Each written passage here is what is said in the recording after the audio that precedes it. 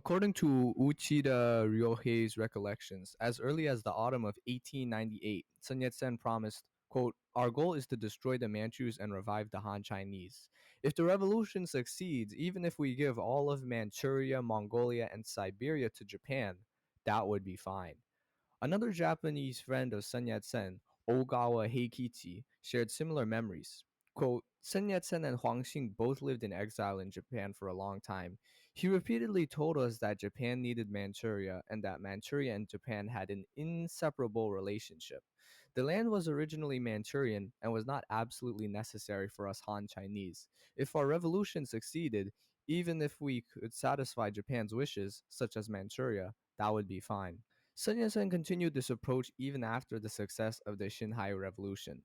In early 1912, he told the Japanese, "From the outset of this uprising, we intended to entrust Manchuria to Japan, hoping for Japanese assistance in the Chinese Revolution."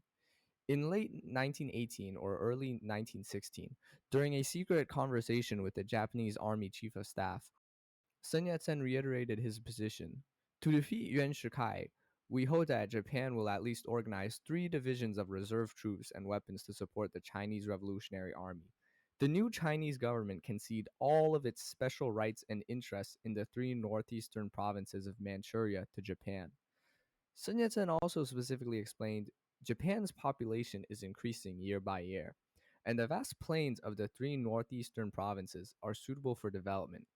Japan is inherently resource poor, but Manchuria, needless to say, is rich in valuable resources. It is natural for Japan to have its sights on this territory. We, the members of the Chinese Revolution, fully understand this, and therefore Manchuria can be designated as a special area of Japan, reorganizing Japan's priority for immigration and development. It wasn't until 1923, after the policy of alliance with Russia was finalized and Russian assistance was secured, that Sun Yat sen abandoned the idea.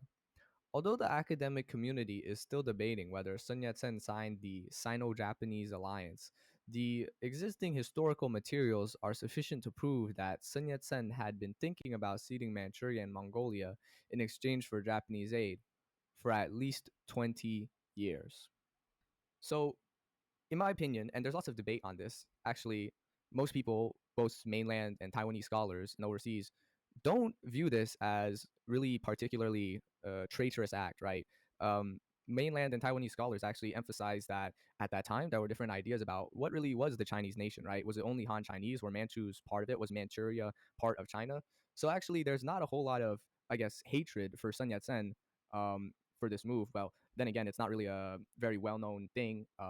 But in my opinion, well, in my opinion, personal opinion, I don't think Manchuria should have been offered to Japan. But I can understand where Sun Yat sen is coming from. Manchuria at that time is the most industrially developed part of East Asia, actually. It's like 20 Tokyos. It's actually extremely developed. And it has all this industry, all this natural resources, and also quite a big population. And the land is just massive.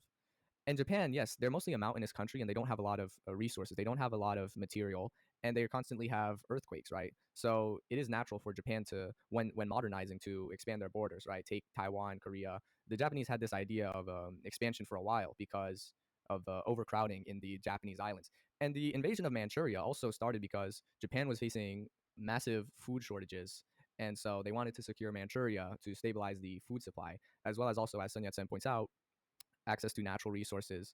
And Japan, right, during the 1930s, during the Great Depression, the economy worldwide crashed, and they also faced lots of tariffs.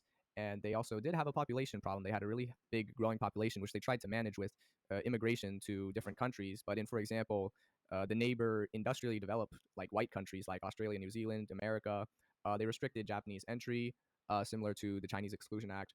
Um, but in my opinion, personally, is the China shouldn't have ceded Manchuria and Mongolia to Japan. I mean, maybe Mongolia. I mean, there's not a whole lot in Mongolia, and that has more claim to being not part of China, as in there's not any Han Chinese there. In Manchuria, it's majority Han Chinese for a long time, but Mongolia it is has been part of China for hundreds of years, but they had a large degree of autonomy, and there's once again no Han Chinese, and it's very barren, not a lot of it's just mountains and not very good land. But yeah, in my opinion, Manchuria is an extremely important asset for China because it has all of this industry. It actually made up 70% of the GDP of the Republic of China, so it's an extremely important place, and you shouldn't just give away your most valuable asset, right? China at that time was extremely weak, and the foreign powers had been eyeing, these massive swaths of land like that. I mean, that would just set the I think that would just set the standard to a really bad position, right? If you can just give Japan all of this land, then who's to say the French or the British or the Russians or the Germans or the Americans would also want a large piece of land, more concessions, more interests, more rights.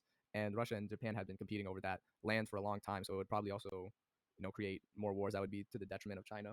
But in my opinion, I understand where Sun Yat Sen is coming from, as in, yeah, it wasn't really until I guess quite like recently that Chinese considered Manchuria part of Japan, right?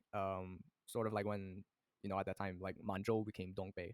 Um, but there was still a significant population of Han Chinese there. So um, yeah, I think that would be a bad idea ceding Manchuria. But I can't understand where it comes from. And he did predict indeed the Japanese invasion of Manchuria because of its resource and population problems, right? The sort of Japanese Lebensraum.